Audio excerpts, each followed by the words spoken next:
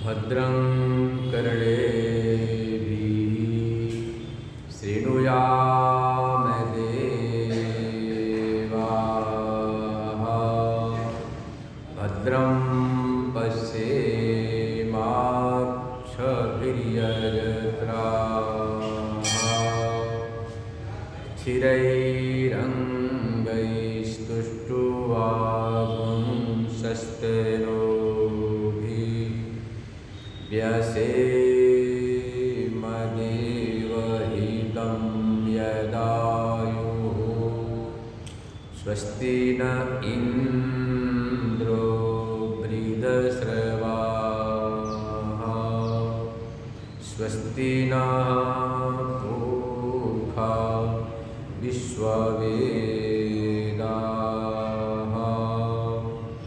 स्वस्ति नस्तार्क्ष्यो अरिष्टनेमिः स्वस्ति नो बृहस्पतिर्दधातु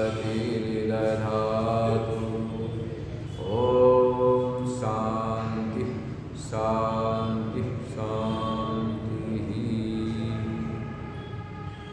आइए श्रीमद् भगवद गीता के प्रथम अध्याय पर विचार करते हैं। श्रीमद् भगवद गीता का आपको पता है उद्गम कब कहाँ कैसे हुआ।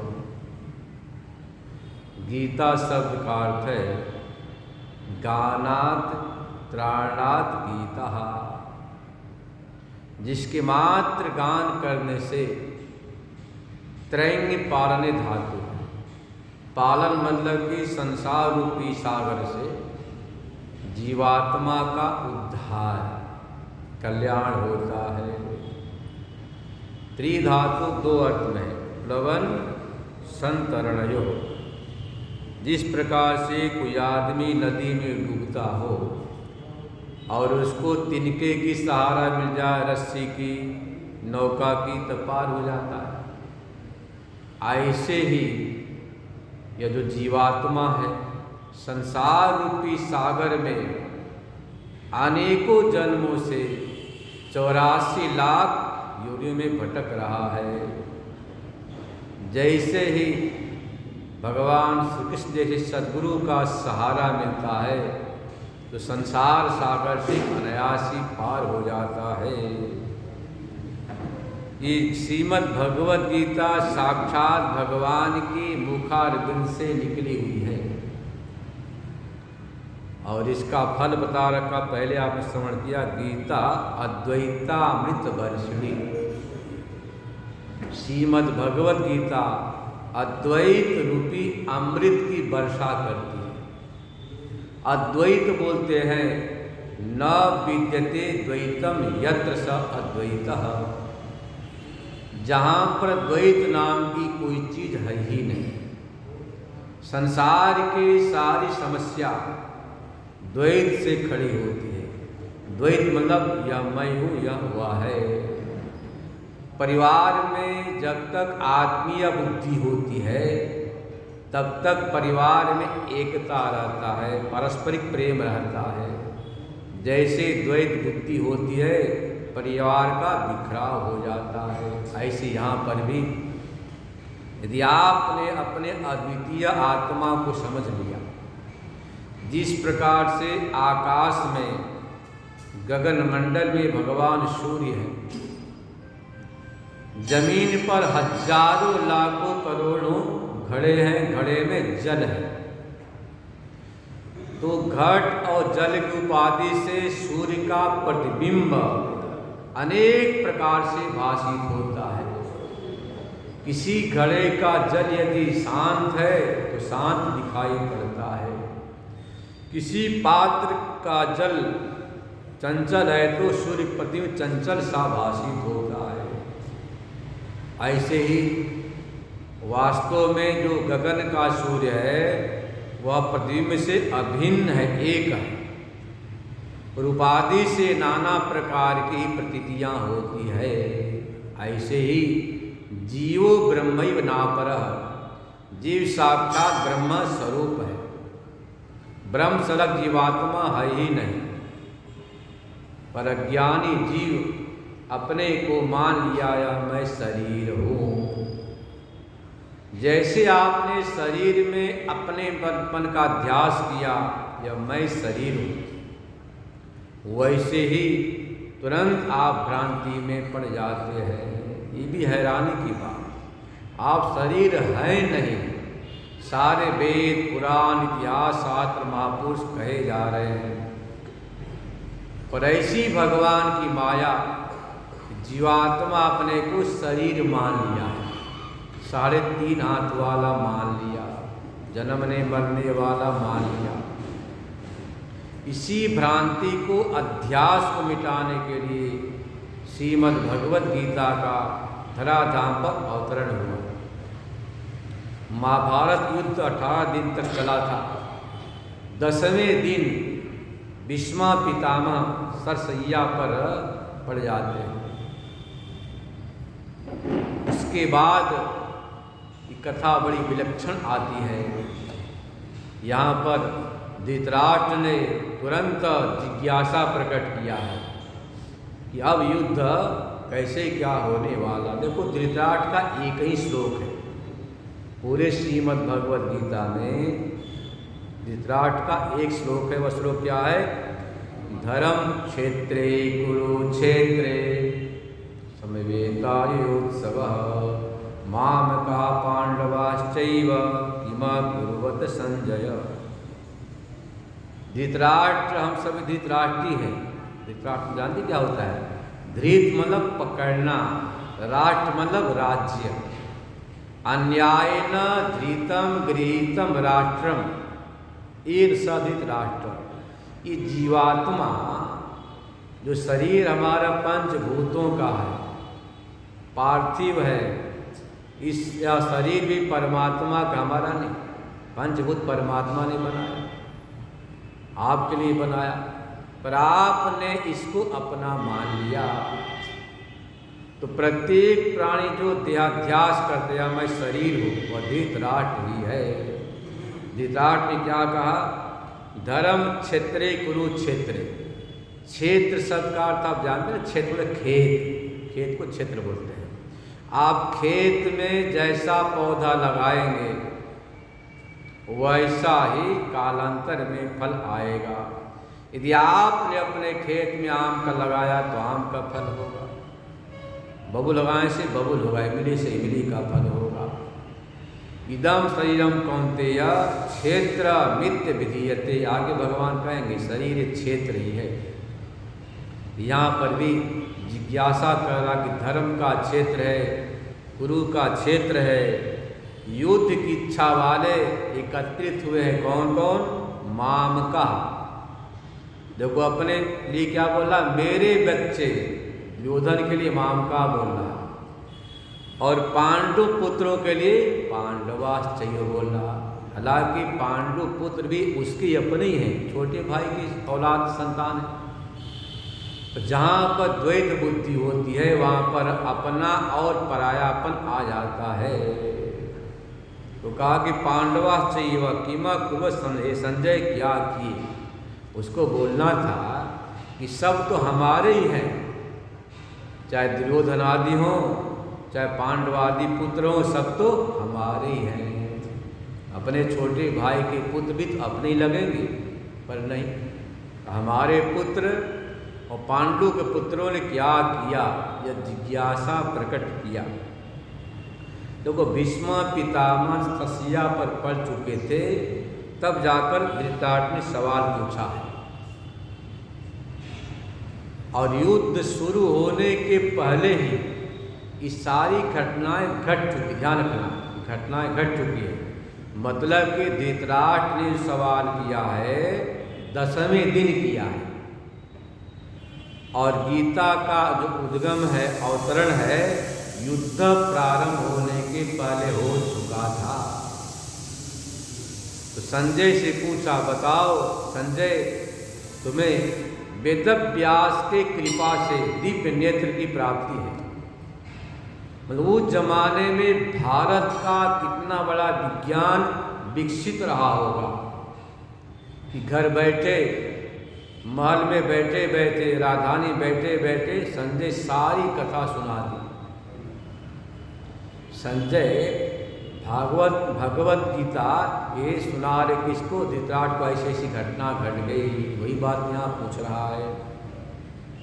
संजय ने कहा, दृष्ट्वा तु पांडवानीकं व्यूढं दुर्योधनस्तदा आचार्यमुख संगम्य राजा वचनमब्रवीत। हे राजन, पांडवों की सेना को देखकर, सेना कैसी? व्यूहाकार थी, चंद्राकार में खड़ी थी।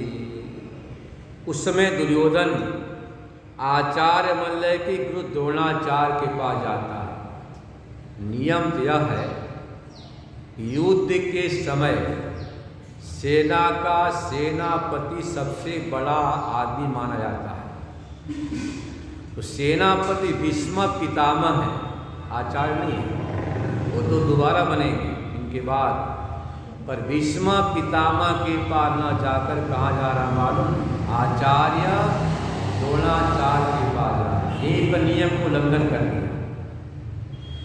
नियम है, पूज्य पूजा व्यतिकरणे मरणम दुर्भिक्षो जायते। पूज्य के पूजा का अतिक्रमण होने से भय होता है, मरण होता है, त्रास होता है।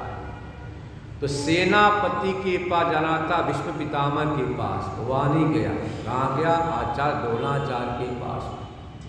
उन्हें उकसाने गया, उन्हें जरा उकसाने के लिए गया। देखो, आपका एक प्यारा शिष्य है, कौन? अर्जुन, जिसको बहुत आपने लाड प्यार दुलार से पढ़ाया है, लिखाया है, सिखाया है। वही अर्जुन आपके सामने धनुष बाण लेकर आपके प्राणों का प्यासा खड़ा है। इस प्रकार से उकसाने गया, मुद्रा क्रुद्ध करने गया, ताकि बाण चलाएंगे ठीक से। उसकी ये मानसिकता थी, सोच थी दुर्योधन की। आचार्य के पास गया और क्या वचन बोला? पश्येतां पांडुपुत्राणां आचार्य महतीं जमुं द्रुपदपुत्रेण तव शिष्येण धीमता। ये आचार्य, इस महान सेना को देखिए जो पांडु पुत्रों ने खड़ा किया है। कौन? द्रुपद पुत्रेण। द्रुपद का पुत्र कौन? धृष्टद्युम्न। उसने, क्योंकि द्रुपद से कभी बहुत आपस की मैत्री थी द्रोणाचार्य की, और छोटी सी घटना लेकर आपस में द्वेष हो गया था। घटना सबको पता ही। द्रोणाचार्य जी द्रुपद दोनों बचपन के साथी थे, सहपाठी थे। तो द्रुपद ने कहा था, राजा बनने के बाद मैं आपको महामंत्री पद दूंगा, आपकी सारी ये जो है ना, जो गरीबी समाप्त हो जाएगी। जब राजा बन गए द्रुपद महाराज, द्रोणाचार्य आए, बोले भाई जरा मुझे गोदान चाहिए, बच्चों को दूध की व्यवस्था नहीं हो रही है। और प्रवेश के पहले क्या बोले? मित्र संबोधन किया, मेरे मित्र कहा। बोला मित्र कैसे? आप भिखारी हो, मैं सम्राट राजा धीराज द्रुपद हूँ। आप गो एक नहीं 1000 गाय ले जाओ, परंतु हमारे यहाँ तो मैत्री हो नहीं सकती है। हमेशा मैत्री समानता में होती है। मैं तो राजा धीराज हूँ और आप गरीब हो, भिखारी हो, ऐसा उसने व्यंग किया। गाय नहीं ली, सीधा वापस हो गए। बोले इसे दिखाना है, इससे समानता क्या चीज़ होती है। तो वही जो द्रुपद ने जो उन्हें पीड़ित किया था, एक समय ऐसा आया, समय आने पर सारी विद्याओं को सिखाया द्रोणाचार्य ने। राजकुमारों ने कहा लाओ गुरुदक्षिणा, गुरुदेव हम क्या दें आपको? क्या बोले मालूम? जाओ द्रुपद को पकड़ के चरणों में गिराओ, यही मेरी गुरुदक्षिणा है। दुर्योधन आदि गए पर ला नहीं पाए। अर्जुन गए, 5 भाई गए और द्रुपद को पराजित करके पकड़ के लाया। गुरुदेव ये आपका गुरुदक्षिणा द्रुपद महाराज। बड़े प्रसन्न। बोले बताओ द्रुपद आपके साथ क्या किया जाए? अब समानता हुई कि नहीं। इस घटना के बाद द्रुपद महाराज का द्रोणाचार्य का आंतरिक द्वेष और बढ़ गया। इसी बात को उकसा रहा कि आपके प्राणों का प्यासा जो द्रुपद का पुत्र धृष्टद्युम्न जो सेनापति पांडवों का वह भी सामने खड़ा है, तो शिशिर धीमता और बुद्धिमान आपका चेला कौन? अर्जुन भी है। ऐसा बोल के उकसा रहा है दुर्योधन गुरु द्रोणाचार्य जी को। अत्र सुरा महेश्वासा भीमार्जुन समायुधि युधानो विराटश्च द्रुपदश्च महारथ। अब सेनाओं का वर्णन किया। बड़े बड़े महावीर भीम, अर्जुन, युधान, विराट, द्रुपद बड़े बड़े महारथी खड़े हैं। यहाँ तक कि धृष्टकेतु चेकितानः काशराज च वीर्यवान् पुरुजित कुंती भोज च सभ्य च नरपुंगवः युद्धा मनुष्य विक्रांत उत्तमौजा च वीर्यवान् सुभद्रो द्रौपदेया च सर्वैव महारथाः। धृष्टकेतु, चेकितान, काशीराज और पुरुजित महाराज कुंती भोज, सैव्य, युद्धामन्यु, उत्तम महारथी बड़े बड़े हैं। सुभद्रा के पुत्र, द्रौपदी के सारे पुत्र बड़े बड़े महारथी आपके सामने खड़े हैं। पहले उसने शत्रु पक्षीय महारथियों का वर्णन किया। अस्माकं तु विशिष्टाय तानि बोध द्विजोत्तमं नायकामं संन्यस संज्ञातुं तान्त्रिणीते। अब अपने पक्ष वाले महावीरों का वर्णन किए जा रहा है। ये बड़े बड़े जो महावीर हैं उनकी मैं आपकी संज्ञान के लिए बता रहा हूँ। अब बताइए, स्वयं गुरु द्रोणाचार्य को सब पता है, फिर भी बता रहा है उनको उत्तेजित करने के लिए। भगवान आप स्वयं ही महान है। भीष्म, कर्ण, कृपाचार्य, अश्वत्थामा, विकर्ण, सोमदत्ति पुत्र भूरिश्रवा अन्य च बवसुरा मदर्थे त्यक्त जीविता। बड़े बड़े पराक्रमी आपके लिए अपने प्राण को त्यागने को तैयार बैठे ऐसे सब खड़े हैं। युद्ध में सब बड़े विशारद हैं, महान हैं। आखिरी श्लोक में कहता है अपर्याप्तस्माकं वनं भीष्माभिरक्षितम्। यह जो रक्षित सेना भीष्म पितामह से है वह अज्ञेय है, अपर्याप्त है, जितने ही सकते हैं। पर्याप्तं त्विदमे तेषां, भीम से रक्षित जो सेना पांडवों की वह पर्याप्त, मतलब कुछ भी नहीं हमारे लिए, हम आराम से जीत लेंगे। 11वें श्लोक में कह रहा दुर्योधन कि सारे मोर्चों पर आप सभी भीष्म की रक्षा करें। सर्वेषु यथा भगवन्वचिता भीष्ममेवाभिरक्षन् भवन्तः सर्व एव हि। मतलब भीष्म को भी जरा व्यंग किया। व्यंग जानते कि व्यंग मतलब कि जरा ध्यान रखना दादाजी का। अरे स्वयं दादाजी महापराक्रमी हैं, उनके लिए बोल रहा कि आप सभी लोग हमारे भीष्म पितामह का सारे मोर्चों पर ध्यान रखना। मतलब कि दादाजी पूरे हो गए हैं, कहीं गिर न जाए, पढ़ न जाए, ऐसा उसने व्यंग किया। लिखा ना कि आप सभी रक्षन्तु, रक्षा करो। जो स्वयं सारी दुनिया का रक्षक है, पालनकर्ता महावीर है, उसके लिए क्या कहना कि आप ध्यान रखो, उनकी रक्षा करना। ऐसा सुनने के बाद बहुत ही पीड़ा भीष्म पितामह को हुई। और भीष्म पितामह ने कहा बेटा अभी मैं पूरा नहीं हुआ। दुर्योधन की व्यंग्यात्मक बातों को सुनते तत्काल भीष्म पितामह अपने उठा लिए शंख को, जोर से सिंहनाद किया। देख शेर तो शेर होता है, चाहे बूढ़ा भले हो जाए। जोर से शंख की ध्वनि कर दी। अब जरा दुर्योधन को हाँ पितामह जो प्रीत हो गया, अब तो जरा युद्ध में पहले दिन ही हम पांडवों को परास्त कर देंगे। उसकी सोच ऐसी थी। तो दुर्योधन को जरा बताने के लिए सिंहनादम विनद्योज, सिंह के समान जोर से जैसे शंख बजाया। सबने घड़ी देखी अपनी अपनी, आप भी घड़ी देख लो, अपनी घड़ी देख ली सबने। सबने करे युद्ध का समय तो निर्धारित था ठीक दिन के 12 बजे अभिजीत मुहूर्त में, और अभी तो दिन के 9:30 या 10 बज रहे हैं। भगवान ने सोचा कि पांडव तो एक दूसरे के मुख को देख रहे, क्या करे क्या न करे। तुरंत भगवान श्री कृष्ण, देखो सेनापति भी नहीं थे, वो तो मात्र सारथी थे किसके, अर्जुन के, शंख को बजा दिया। जैसे भगवान ने शंख का निनाद किया वैसे भीम अर्जुन ने भी निनाद कर दिया। भयंकर आकाश में गगन मंडल में उद्घोष हो गया। तो सबने अपने अपनी घड़ी देखी, भाई बात क्या है, युद्ध का समय अभी बहुत है, 2 घंटा पहले कैसे ये जो है ना बाजा बज गया, शंखनाद हो गया। सबने धैर्य रखा।